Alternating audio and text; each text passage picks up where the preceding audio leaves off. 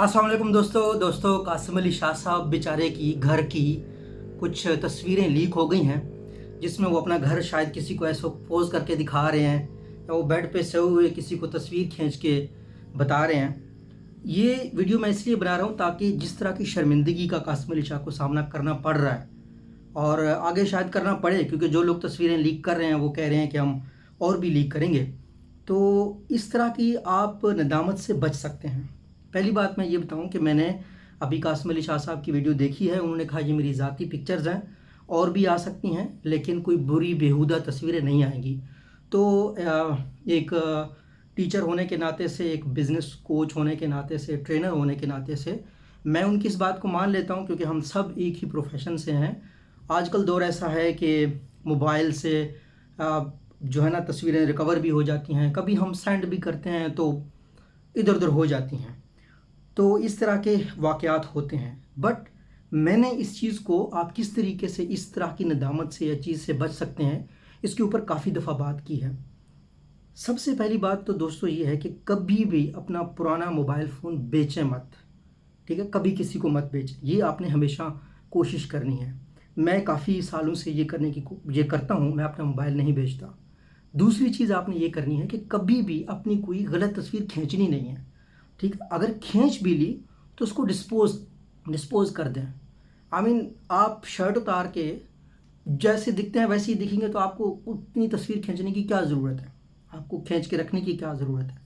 तो इस हवाले से मुहतात रहना चाहिए इंसानों को, क्योंकि जितने भी लोगों की प्राइवेट पिक्चर्स लीक होती हैं ये उन्होंने खुद खींची होती हैं।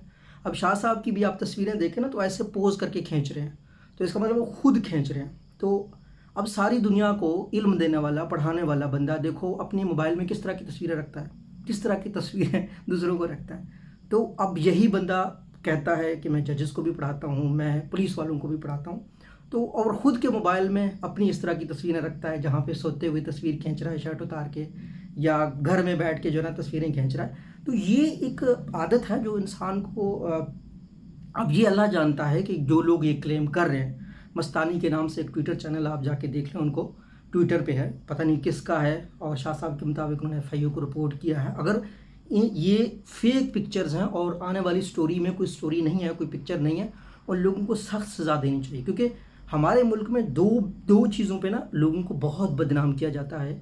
एक मज़हब का फतवा हम लगा देते हैं हर किसी के ऊपर, दूसरा हम खातून के थ्रू, ठीक है ना, ब्लैकमेल करना शुरू कर देते हैं। ये हमारे कल्चर में बदकिस्मती से है, बहुत बुरी चीज़ है। और जो लोग इन दो एरियाज़ में जिस इंसान को टारगेट करें, ठीक है ना, तीसरा एरिया मैं भूल गया, वो गद्दारी का होता है कि ये बंदा गद्दार है।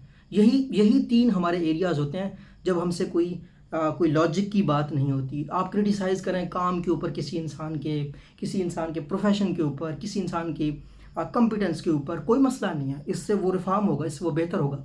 लेकिन इन तीन एरियाज़ में कभी भी किसी इंसान को, जो जिसको भी टारगेट करता है, यानी सेक्सुअली असल्ट करता है, कोई मजहबी इल्ज़ाम लगाता है, या उसके ऊपर कोई जो है ना क्या कहते हैं, मुल्क की गद्दारी का इल्ज़ाम लगाता है, तो इन एरियाज़ में हमें किसी को नहीं बख्शना चाहिए, क्योंकि हम सब अपने मुल्क से मोहब्बत करते हैं, हम सब चाहते हैं पाकिस्तान तरक्की करे, हम सब अपने मज़हब से मोहब्बत रखते हैं, और इसके अलावा हम सबको अपनी इज़्ज़त अजीज़ है।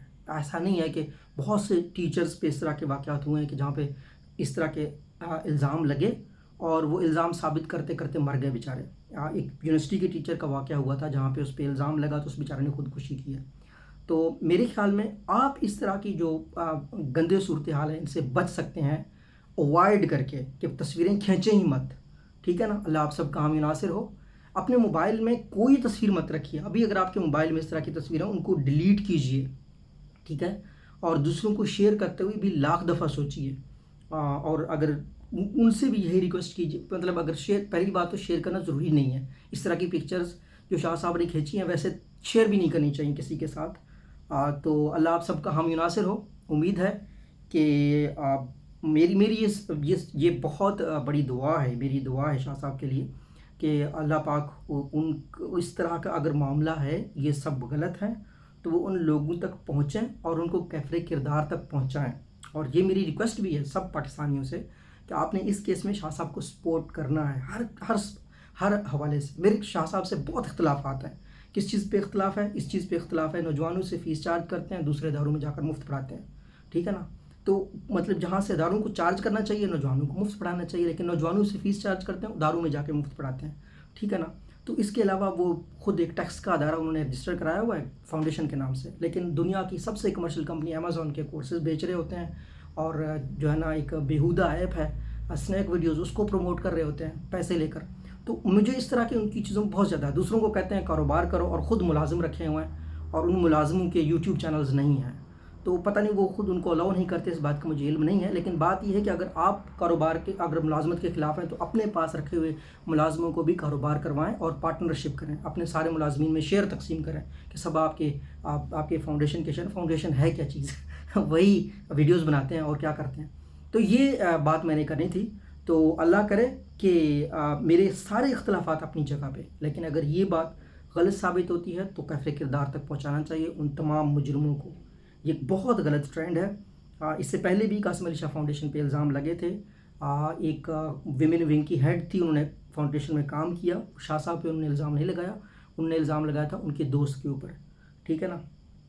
تو وہاں سے بھی خاموشی ہو گئی، پتہ نہیں کیا رزلٹ نکلا اس چیز کا مجھے نہیں علم، لیکن اس طرح کے واقعات کو ٹریس کرنا چاہیے۔ اللہ آپ سب کا حامی ناصر ہو۔ اللہ حافظ۔